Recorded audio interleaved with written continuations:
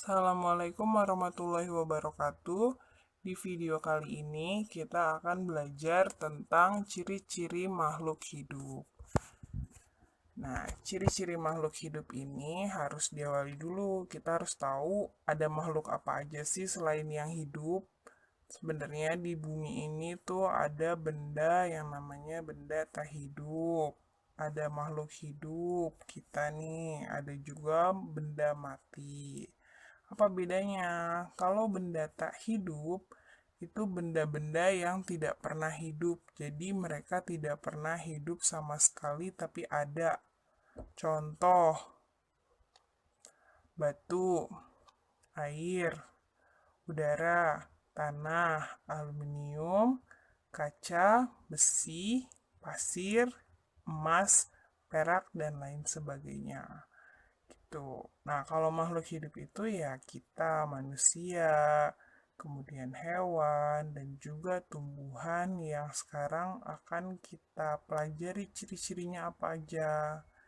Lalu benda mati. Kalau benda mati ini adalah benda-benda yang tadinya hidup dari makhluk hidup, kemudian dia mati dan digunakan untuk benda yang kita gunakan sehari-hari.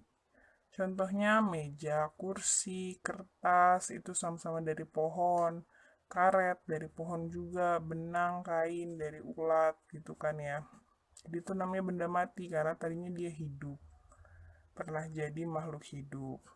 Oke, kita langsung aja ke ciri-ciri makhluk hidup yang pertama, yaitu bernapas.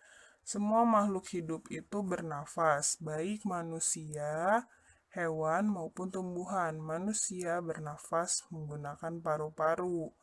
Nah, di paru-paru ini terjadi pertukaran oksigen dan karbon dioksida melalui alveolus. Lalu ada juga hewan. Nah, contohnya di sini burung. Dia juga bernafas masuk ke paru-paru atau pundi-pundi udara. Pundi-pundi udara ini tempat menyimpan udara kalau dia lagi terbang, gitu ya. Nah, kemudian ada juga tumbuhan. Kalau tumbuhan ini bernafasnya di daun, tepatnya di stomata. Terjadi juga pertukaran oksigen dan karbon dioksida yang membutuhkan energi, jadi melepaskan energi gitu. Nah, persamaan untuk proses bernafas semua makhluk hidup itu yaitu ketika kita menghirup udara di sini. Nah, ketika kita menghirup udara, kita itu menyerap oksigen kan. Nah, penyerapan oksigen ini sehingga membakar juga glukosa kan ya. Sehingga terlepaslah uap air, karbon dioksida, dan juga energi. Seperti itu. Nah, selanjutnya ciri-ciri yang kedua adalah memerlukan nutrisi. Jadi semua makhluk hidup itu memerlukan nutrisi, makan, minum, dan lainnya. Manusia, hewan, tumbuhan. Tapi kalau tumbuhan ini agak beda. Manusia dan hewan itu mengkonsumsi makanan dari bumi, hasil bumi. Tapi kalau tumbuhan, dia membuat makanannya sendiri. Nah, proses pembuatannya itu kita sebut sebagai fotosintesis. Yang dibutuhkan adalah cahaya matahari, karbon dioksida, air, dan juga zat hijau daun atau klorofil. Kemudian hasil dari fotosintesis itu adalah oksigen dan juga gula atau glukosa. Nah, tempat terjadinya adalah di daun. Jadi fotosintesis terjadi di daun. Selanjutnya, tumbuh dan berkembang. Semua makhluk hidup itu tumbuh dan berkembang. Manusia tadinya bayi, kemudian jadi orang dewasa. Lalu hewan, misalnya di sini ayam, tadinya jadi telur, kemudian jadi ayam dewasa.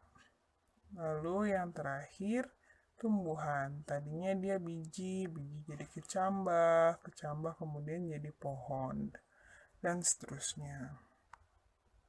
Yang keempat, ciri-ciri makhluk hidup yang keempat adalah bergerak. Semua makhluk hidup bergerak. Manusia bergerak, berjalan, berlari itu namanya bergerak, berpindah posisi, berpindah kedudukan. Hewan juga bergerak, ya, hewan berlari, kemudian berjalan sama seperti manusia. Tapi kalau tumbuhan bergeraknya agak berbeda sedikit. Dia ini bergerak berdasarkan rangsangan, arah datang rangsangan. Misalnya gini, ini sebuah pohon ada kayu, nah pohonnya menjalar, bisa kayak timun suri gitu ya, menjalar, kemudian dia tumbuhnya sesuai sama kayu itu, atau kayak pohon anggur, melon, dan seterusnya. Itu namanya bergerak. Kemudian peka terhadap rangsang. Nah, rangsangan ini stimulus yang bisa membuat makhluk hidup melakukan hal yang sesuai dengan rangsangan itu. Misalnya silok, kita tutupin tangan kita. Lalu bunglon misalnya, kalau ada bahaya dia bakal ganti warna, itu juga peka. Dia kan peka terhadap rangsangan, menyesuaikan diri juga. Lalu ada juga tumbuhan. Nah, kalau tumbuhan ini misalnya di sini putri malu.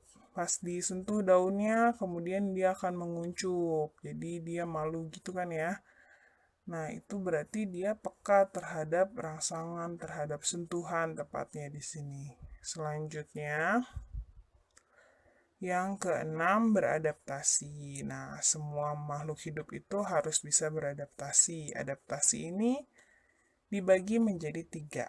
Yang pertama, morfologi, yaitu adaptasi bentuk tubuh terhadap makanannya. Misalnya ini, ada macam-macam burung. Paruhnya tapi beda-beda. Kenapa? Apa sih alasan mereka paruhnya beda-beda? Karena mereka makan makanan yang berbeda. Elang itu makan daging, makanya paruhnya lebih lancip, dan seterusnya. Kemudian adaptasi fisiologi, ini berarti adaptasi fungsi-fungsi tubuh. Sama-sama hewan, tapi burung sama harimau itu pernah bernafasnya dengan organ yang berbeda, ya kan? Atau misalnya manusia dengan ayam, sama-sama bernafas, tapi kita alat pernafasannya berbeda kan ya. Berarti itu sesuai dengan fungsi tubuhnya, dia tinggal di mana gitu. Lalu tingkah laku. Nah, tingkah laku ini sikap dari hewan, manusia, dan juga tumbuhan terhadap lingkungan. Misalnya di sini ada kaki seribu nih. Dia itu kalau disentuh, dia muter begini untuk melindungi dirinya, itu namanya adaptasi tingkah laku. Atau kayak bunglon tadi, kalau ada bahaya dia ganti warna. Atau kayak cicak yang ekornya bisa putus, itu berarti adaptasi tingkah laku. Oke, selanjutnya yang ke-7, berkembang biak. Oke, perkembangbiakannya ini ada 2, vegetatif. Yang pertama, kalau vegetatif itu berarti perkembangbiakan tak kawin. Nah, kayak di sini contohnya bawang putih.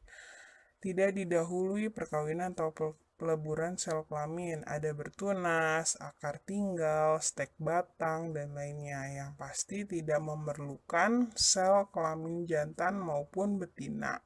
Begitu. Lalu yang kedua ada perkembangbiakan generatif. Kalau generatif ini kebalikannya dari vegetatif. Contohnya,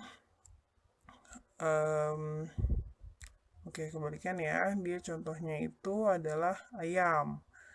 Nah, ayam ini bertelur. Dia memerlukan terjadinya perkawinan dan peleburan sel kelamin jantan dan betina. Contohnya penyerbukan, di mana peristiwa jatuhnya benang sari ke kepala putih.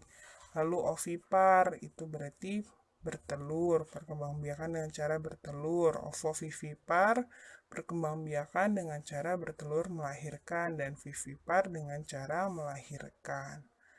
Oke, selanjutnya yang ke-8 terakhir, mengeluarkan zat sisa. Jadi semua makhluk hidup itu mengeluarkan zat sisa, baik manusia, hewan maupun tumbuhan. Adapun zat sisanya itu bisa melalui ekskresi, defekasi, ekspirasi, dan juga gutasi atau transpirasi.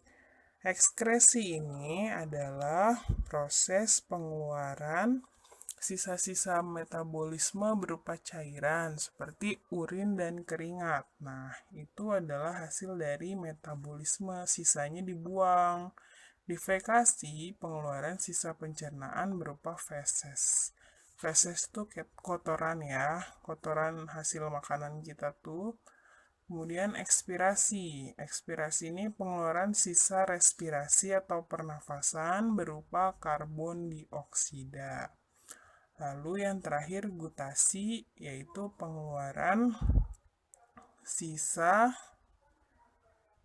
dari tumbuhan yang berupa air. Nah, ini biasanya terjadi di pagi hari, embun gitu ya. Jadi tumbuhan mengeluarkan air itu namanya gutasi. Oke, selanjutnya ini adalah kesimpulannya. Tadi kita sudah belajar mengenai ciri-ciri dari makhluk hidup. Nah, yang paling ini kan sama ya, ciri-ciri yang ini. Hewan dan tumbuhan itu mirip. Hewan dan manusia maksudnya, maaf. Hewan dan manusia itu mirip, tapi hewan dan tumbuhan ini punya perbedaan. Nah, apa aja sih perbedaannya? Oke, kita cek ya. Hewan dan tumbuhan. Bedanya di mana?